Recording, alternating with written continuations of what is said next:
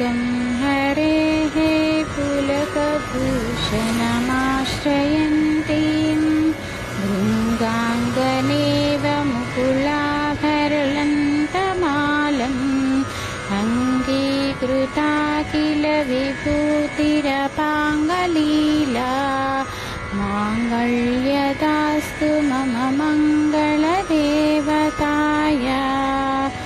मुक्ता मुहुर्वदति भदने मुरारेः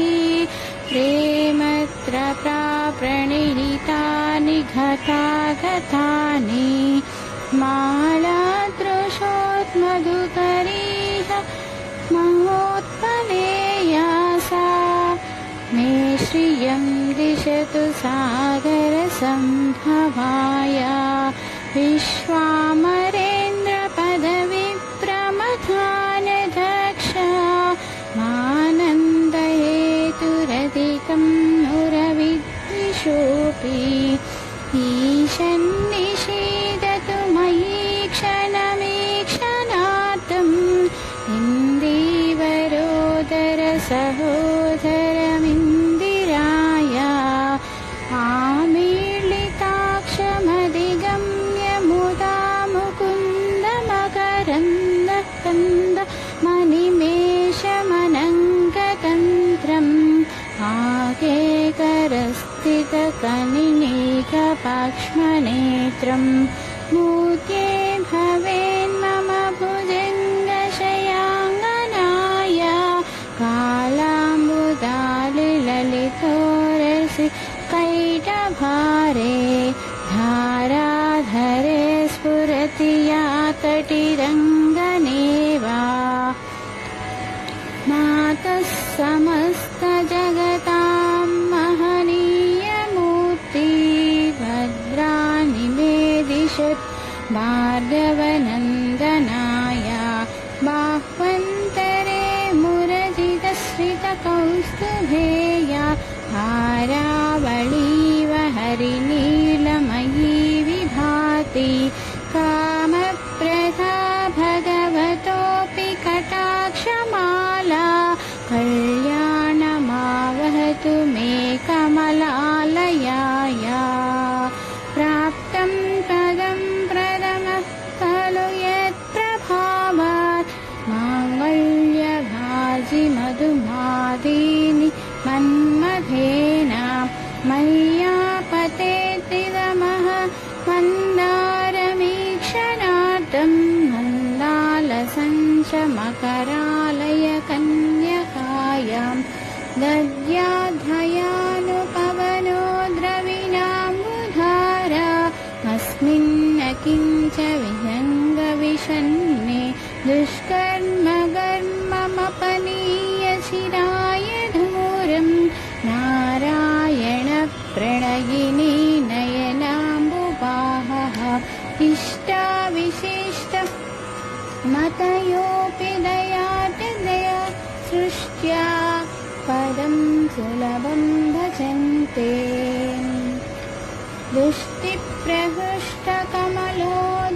दृष्टिप्रहृष्टकमलोदरदीप्तिरिष्टा पुष्टिं कृषिष्ट मम पुष्करविष्टराया गीर्देवदेति गरुडध्वजसुन्दरीति शाकाम्बरेति शशिशेखरवल्लभेति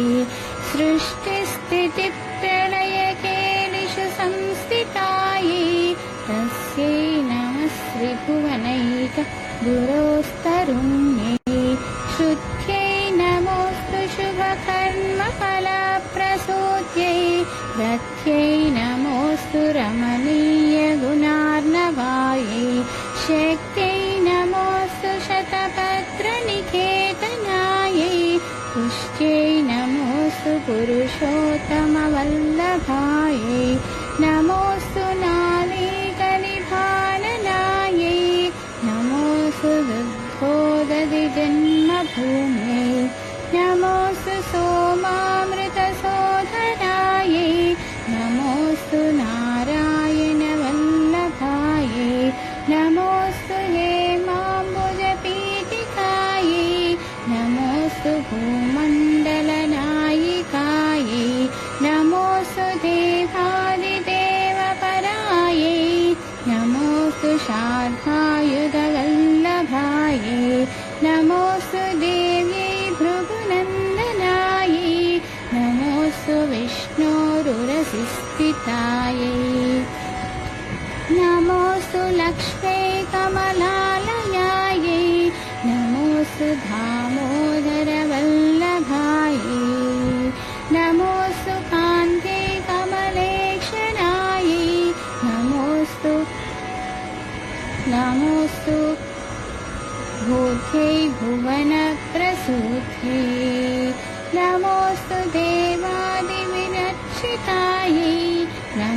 सुनन्दात्मजवल्लभायै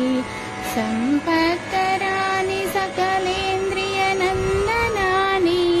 साम्राज्यदाननिरतानि सरोरुहाक्षि त्वद्बन्धनानि दुरितोद्धरणोद्यहानि मामेव मातरनिशं कलयन्तु मान्ये यत्कटाक्षसमुपासना विधिः सेवकस्य सकलार्धसम्पदः सन्तनोति वचनागमानसे त्वां मुरारिहृदयेश्वरीं भजे सरसिजनयने सरोजहस्ते धवलतारां शुकगन्धमाल्यशोभे भगवती हरिवल्लभे मनोज्ञे त्रिभुवनभूतिपरिप्रसीद मह्यं दिग्धस्थितिक्कनककुम्भमुखाभसृष्टस्वर्गाहिनि विमलचारुजलप्लुताङ्गी प्रातर्नमामि जगतां जननी अशेषलोकादिनादगृहिणी अमृतात्रिपुत्रीं कमले कमलाक्षवल्लभे त्वं करुणापूरतरङ्गितैरपाङ्गैः अवलोकय मम किञ्चननां प्रथमं पात्रमकृत्रिमं दयाया बिल्वाटन्वीमद्य असत्सरोजरुचे सहस्रपत्रे सुखसन्निविष्टाम् अष्टापदम्बोरुहपाणिपद्मां सुवर्णवर्णां प्रणमामि लक्ष्मीं कमलासनपाणिनलालाटे लिखितामक्षरपङ्क्तिमस्य जन्तो परिमार्धाय मातारङ्ग्रीणते धनिकद्वारनिवासदुःखदोग्रीम् अम्बोरुहं जन्मगृहं भवत्याः वक्षस्थलं वक्तृगृहं मुरारे कारुण्यतः कल्पाय पद्मवासे लीलागृहं मे हृदयारविन्दं स्तुवन्ति ये स्तुतिभिरमुरभिरन्वहं त्रयीमयी त्रिभुवनमातरं रमां